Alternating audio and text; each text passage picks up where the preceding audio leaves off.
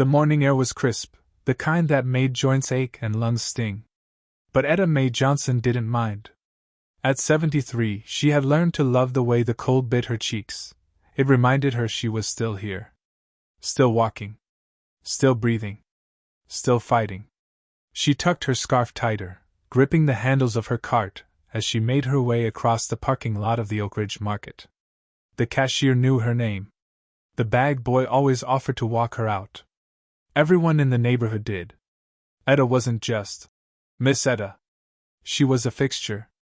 A soul woven into the fabric of that small Georgia town. But that morning, something shifted. It started with a black and white cruiser idling by the curb. 2 officers stepped out. Young. White. Clipped haircuts. Tight jaws. They didn't smile. Etta noticed their eyes scanning the lot, then locking on her like a predator spotting its mark. She kept walking. "Ma'am," one of them called. "Can we speak with you for a second?" She stopped. Turned slowly. "Yes, officers."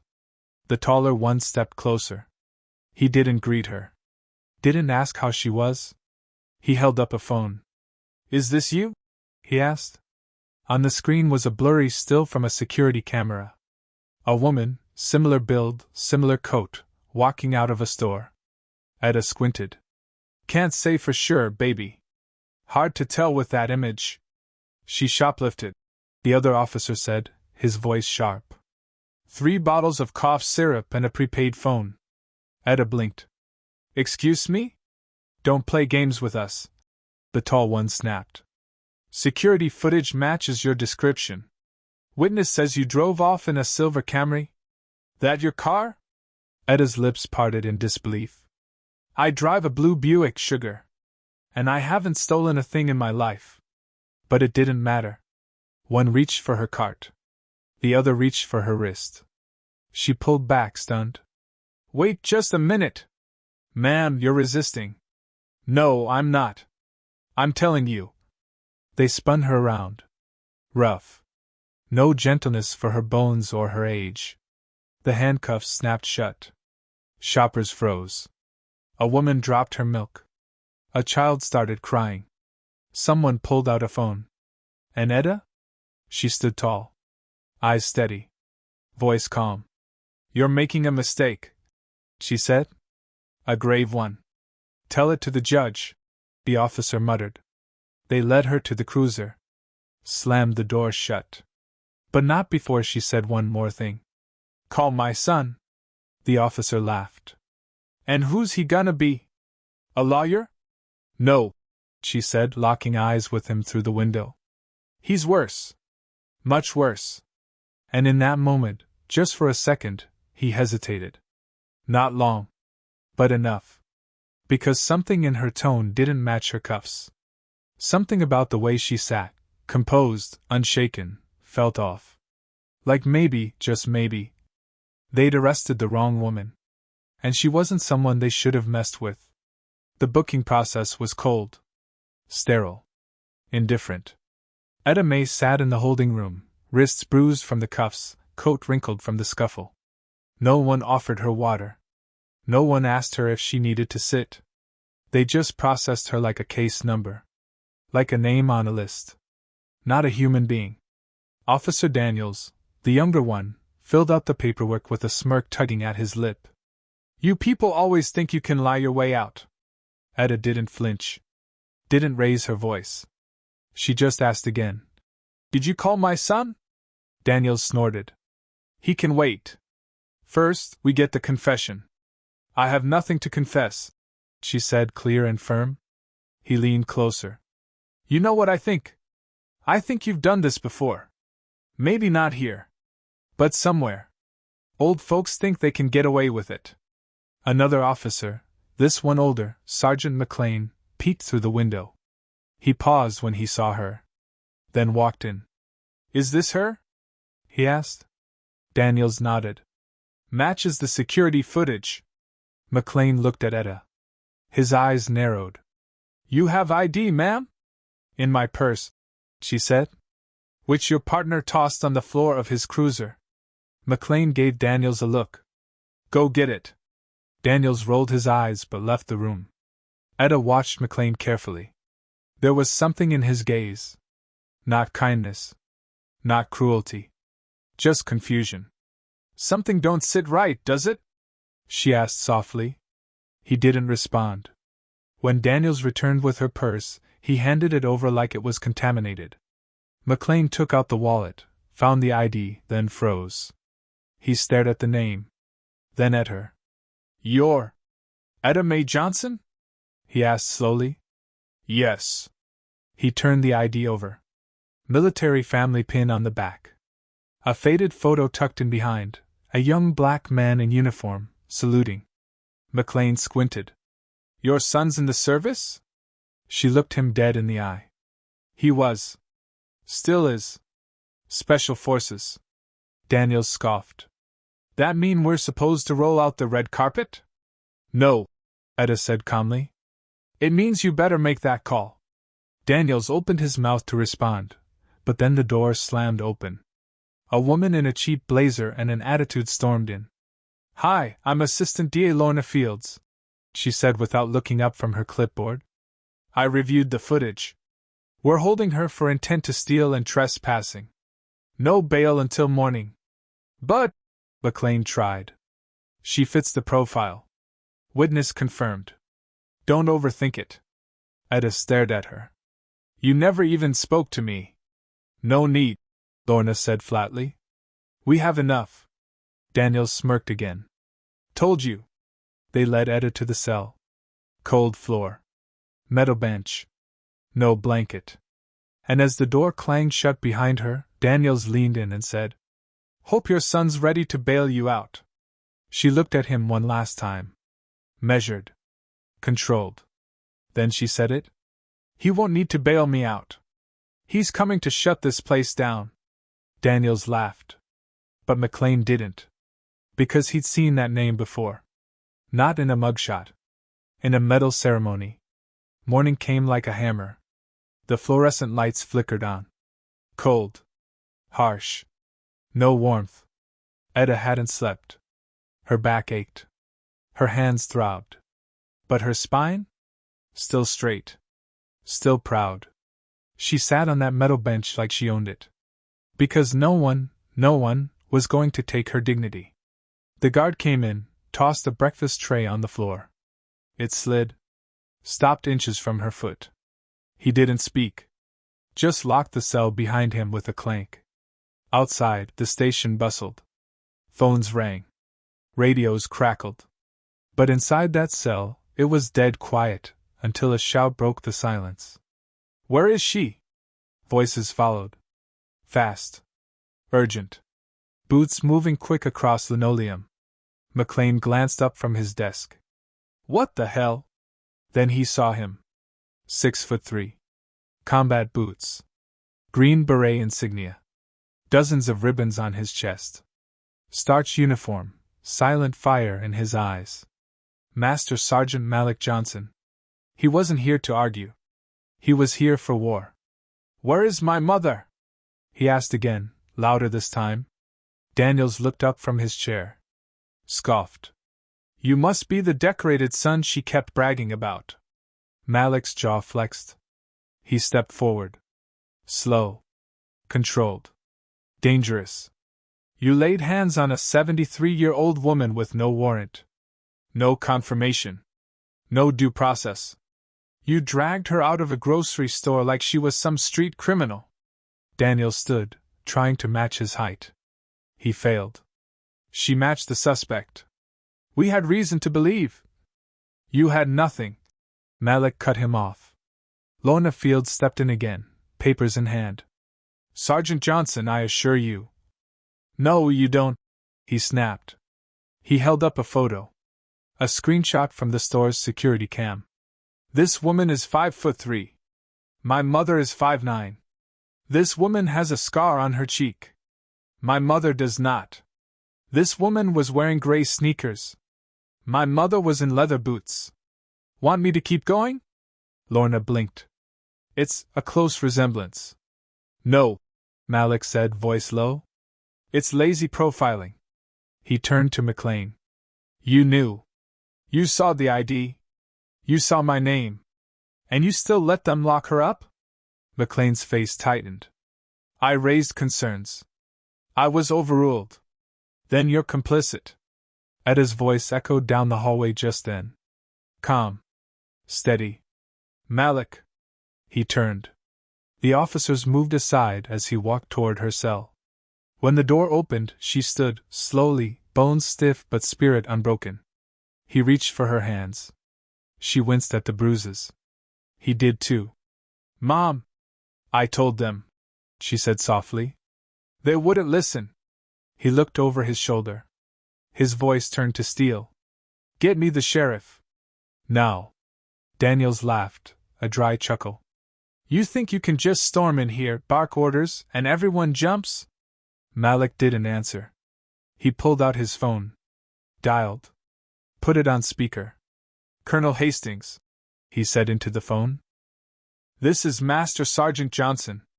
Oak Ridge PD just unlawfully detained my mother. Physical force was used. No charges read. No warrant. I need protocol initiated. A pause. Then the voice on the other end replied. Understood. I'm alerting the DOJ, local media, and federal oversight. Expect calls within the hour. Malik hung up. Turned to Daniels. You were saying? Daniels paled. McLean stepped back. Lorna's eyes widened.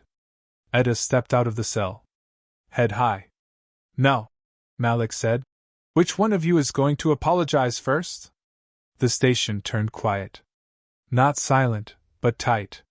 Tense. Like everyone could feel the shift. Like justice had just walked in and turned the air cold. Malik guided his mother to a chair in the front office. Gently. With care. Then he stood. He wasn't yelling. He didn't need to. His presence alone turned the room into a courtroom, and everyone in uniform? On trial. Assistant DA Lorna Fields tried to regain footing. There's no need to escalate, she said, smoothing her blazer. We can work this out. Malik raised one eyebrow.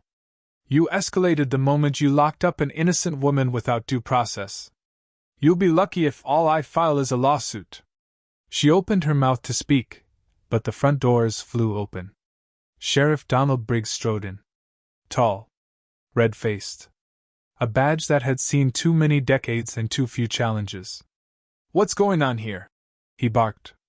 Daniels rushed forward. Sheriff! We had a suspect, shoplifting, resisting. She wasn't resisting, McLean muttered under his breath. Briggs ignored him. So who's making all this noise? Malik stepped forward. Calm. Centered. Unshakable. I'm Master Sergeant Malik Johnson. I served 4 tours. Earned the Distinguished Service Cross. Medal of Honor. Bronze Star. I've led rescue ops across 3 continents. And today, I came back to find my 73-year-old mother bruised and humiliated because your men couldn't tell the difference between suspicion and prejudice. Briggs squinted. Tried to wave it off. I'm sure it was a misunderstanding. No, Malik said sharply. It was misconduct. Then he handed Briggs a flash drive. Here. High-resolution footage from the store's camera. Pulled by a friend in the State Investigations Unit. You'll see, clear as day, it's not her. Briggs looked at the footage, and for the first time, hesitated. Eda sat quietly behind them, hands folded, watching the men fumble in their panic.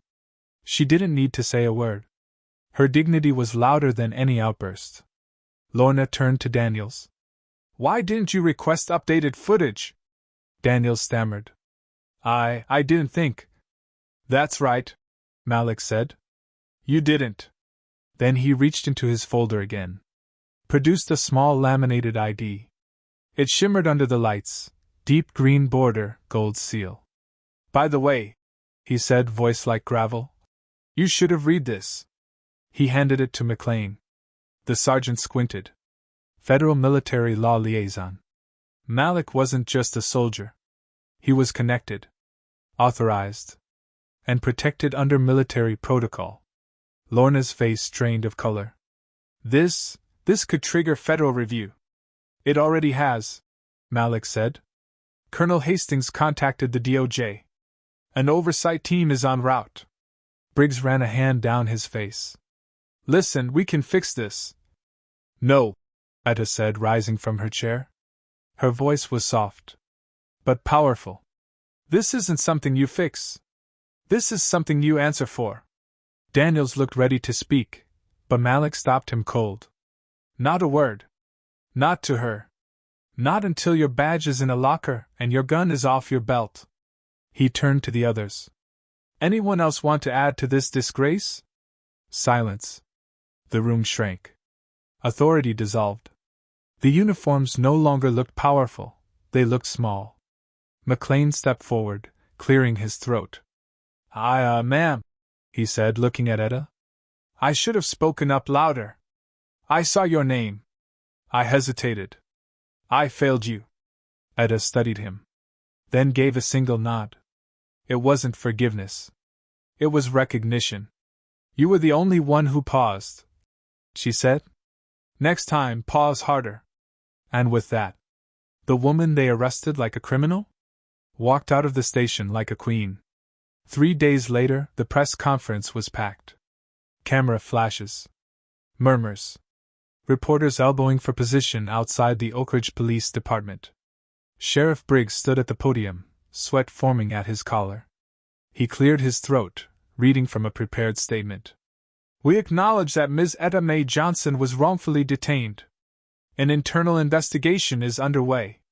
Officer Daniels has been placed on administrative leave, effective immediately. The crowd buzzed. Someone shouted, Why isn't he fired? Briggs fumbled. Further disciplinary actions are being considered. But no one was listening. Because at that moment, Etta Mae stepped up beside him. No podium. No microphone. Just presence. She stood straight. Dressed in her Sunday best. Hat angled just so. Eyes sharp as glass. She didn't look angry. She looked resolute. Like she'd waited her whole life for this moment, and wasn't about to waste it on rage. She took one step forward. My name is Etta Mae Johnson, she said clearly, voice cutting through the noise. I was born in this town. I raised 2 children here. I paid my taxes. I sang in the choir. I never once thought I'd end up in a jail cell without cause. Cameras clicked furiously. I was profiled. Dismissed. Handcuffed in public. Treated like a threat when all I had in my cart was tea and ginger root. She paused. Let that land. Then continued. But this story ain't just mine. This happens every day. To folks who don't have a son in the military. To folks who don't have a badge in their family. And most times? Nobody listens. Now the crowd was silent. All I ask is this. Next time you see someone being treated less than human, don't look away. Don't stay silent. Don't wait for the cameras. Because if one man in uniform can humiliate you, another can lift you up. And if we let this slide, next time, it might be your mother. She stepped back. And the crowd rose. Applause broke out. Then cheers. Then tears. Even Briggs clapped, slowly.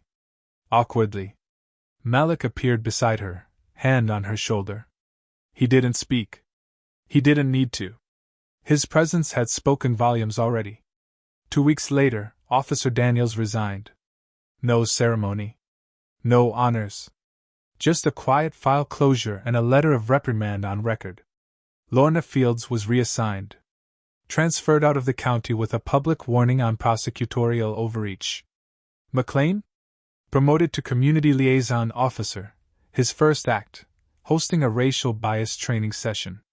Required. Mandatory. And funded by federal oversight. And the station? It added a plaque by the front desk. It read, In honor of Etta Mae Johnson, for reminding us what justice should look like. One evening, Malik sat on the porch with his mother. A soft breeze rustled the magnolia trees. He looked at her hands. The bruises were fading. But the fire in her eyes? Still there. You okay, Mama? She rocked gently. Smiled. I am now. He chuckled. You know, I've done ops in war zones easier than dealing with that sheriff. She laughed. A deep, proud laugh. Well, she said, next time, maybe send in the Air Force. He shook his head. Nah. I'll just send you. They both laughed. Because she hadn't just survived. She'd won. Not with fists. Not with fury. But with dignity that couldn't be arrested, and a son who reminded the world what it looks like when power is finally held accountable. EAD. They thought she was just an old woman with a grocery cart. They didn't know. She raised a soldier.